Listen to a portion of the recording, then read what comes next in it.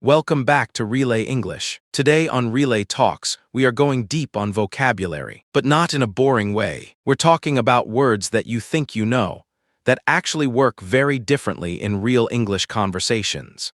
The trap words, the ones that look familiar on paper, but then you use them and people react in a way you did not expect. Right, and this happens for a few reasons. Sometimes the textbook meaning is technically correct, but completely outdated. Sometimes the word has a colloquial meaning that's totally different from the dictionary. Sometimes it's a false cognate, looks like something you know from another language, but it isn't. Let's get into it. First category, words that changed meaning over time. Awful and awesome. These are amazing to think about because they both come from the same root, awe, something that fills you with awe. Awful used to mean something that inspired awe. Like awful, full of awe. Now it means terrible, horrible. That was an awful meal. Nobody says awful to mean impressive anymore. And awesome technically means the same root word, awe-inspiring, but in modern English, it's basically just a positive filler. This pizza is awesome. Awesome, see you at 6. So if you use these words very literally based on their roots, you'll confuse people. Another one, terrific, which sounds like it should mean terrifying or terrible. Terror, terrific. But actually in modern English, terrific is positive. You did a terrific job. It means excellent, outstanding. So we have awful, which sounds positive and means negative. Terrific, which sounds negative and means positive. English is a wonderful language. Is a wild language. Okay, second category. Words with textbook meanings that work differently in real conversation. Interesting. The interesting is a classic. In the textbook, it means arousing curiosity, something stimulating or thought-provoking. But in real English conversation, interesting can be used to mean almost the opposite. That's interesting, said slowly with a slight pause. That means I disagree with you, and I think that idea is bad. Or that's interesting, said neutrally means, I don't know what to say about that and I want to move on. It's polite avoidance, and if you take it literally, oh good, they think it's interesting. You've misread the room completely. Quite is another one with a British-American split. In British English, quite good means fairly good, not great. In American English, quite good means very good. So a British person saying, your presentation was quite good, is mildly underwhelmed. An American saying the same thing is impressed.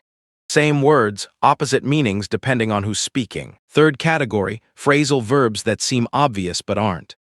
Get over it, literally, to physically climb over something. But get over it means stop being upset about something. She just needs to get over it. Come up with, if you come up, you move upward. If you come up with something, you've invented or thought of it. Can you come up with a solution? Fall out, you might think falling out of something. But we fell out means we had a disagreement and our friendship broke down. I fell out with my best friend last year. These are things you cannot guess from the individual words. You just have to encounter them in context enough times until they stick. Fourth category, false cognates. Words that look like something in Indonesian or another language, but mean something different in English. Sensible and sensitive. These get confused a lot. Sensible means practical, having good judgment. She's a very sensible person. Sensitive means easily affected emotionally or physically. He's very sensitive about that topic. So if you say she's very sensitive when you mean she makes good decisions, you've said something very different. Actual and actual. Well, this one is interesting because the Indonesian word actual carries a different nuance. In English, actual means real, existing in fact. The actual cost is higher than we expected. It's used for emphasis and clarification. Not for current or relevant as some learners translate it. Last one, and this is a fun one. Fine. Oh yes, fine deserves its own episode. The word fine technically means satisfactory, acceptable, good quality. But in real English use, it does so much more work. I'm fine can mean genuinely fine, or it can mean, I don't want to talk about how I'm actually feeling right now. That's fine can mean genuine acceptance, or it can mean passive disagreement. If you want to cancel, that's fine, might not be fine at all. Fine, said with emphasis and a change in tone, That is absolutely not fine. That is the opposite of fine. Context, tone, situation. These are the keys to reading fine correctly. Which is why English is both a precise language and an incredibly imprecise language at the same time. I think this is where learners need to change how they study vocabulary.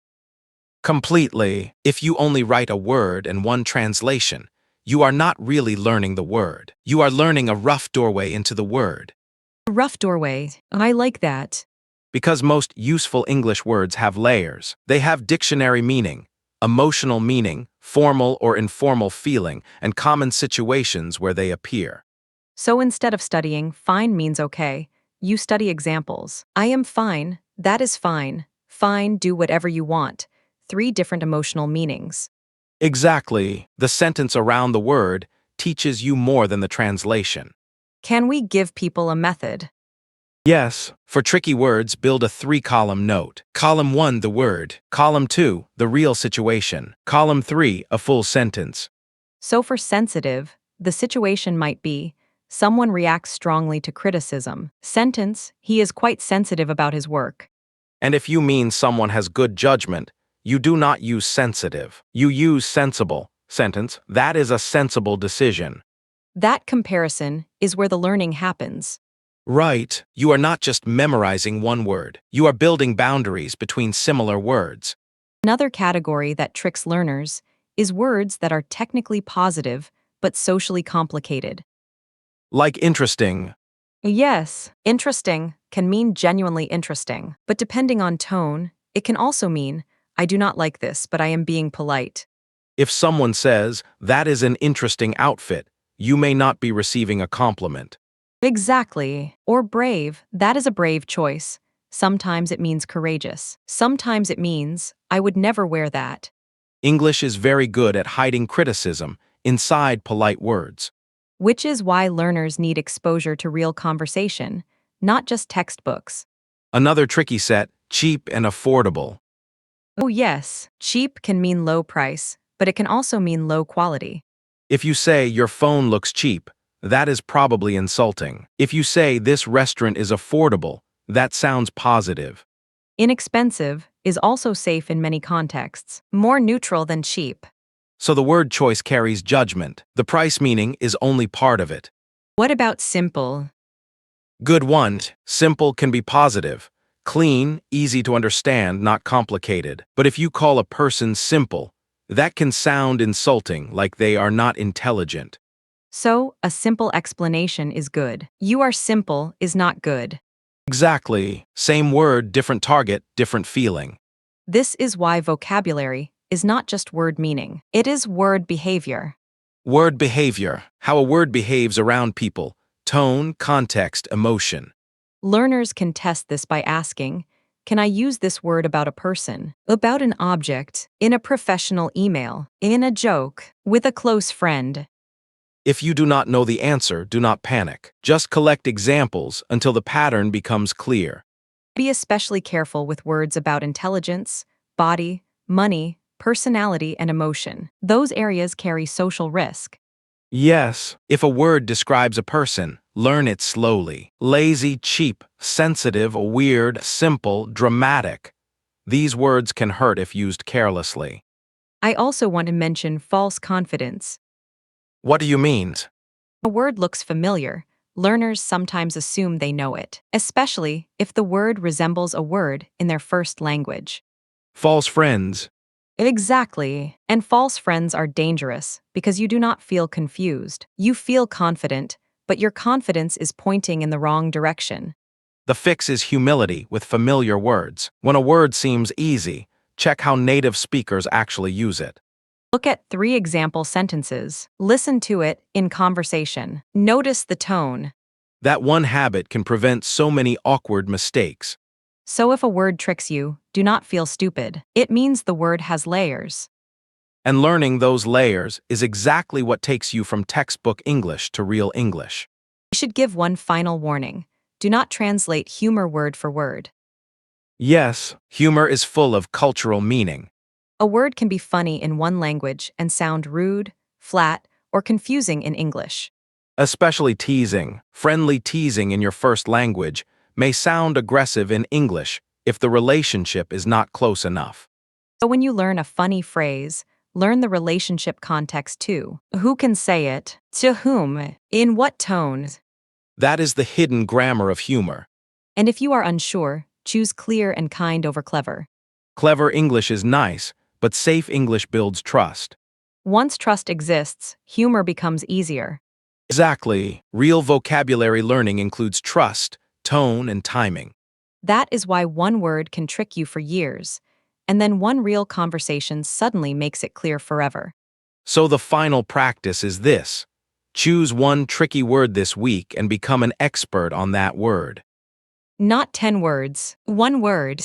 Search for examples. Notice if it is formal or casual. Notice whether it describes people, things, feelings, or situations.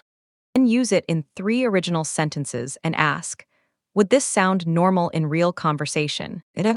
That depth beats shallow memorization. And after doing that with 20 tricky words over time, your vocabulary becomes much safer and more natural. You stop just knowing English words and start understanding their behavior. And that is when vocabulary becomes confidence. Because you are no longer afraid of every familiar-looking word. You know how to check it, test it, and use it carefully. That carefulness is not weakness, it is maturity. Mature vocabulary is not having the most words. It is knowing the right word for the right moment. That right moment is learned through examples. Examples are the real teacher. It's both, simultaneously. The lesson here, don't just learn the dictionary meaning of a word. Learn it in context. Learn how it actually gets used in conversations, shows, podcasts, real life. Because the dictionary will give you the definition, but the conversation will give you the reality. That's it exactly. All right, in the comments. Is there a word in English that confused you because it worked differently from what you expected? We would love to hear those stories. Subscribe for new Relay Talks every week. We've got some really good topics coming up. Really good ones. Keep talking, keep growing. See you next week. See you then.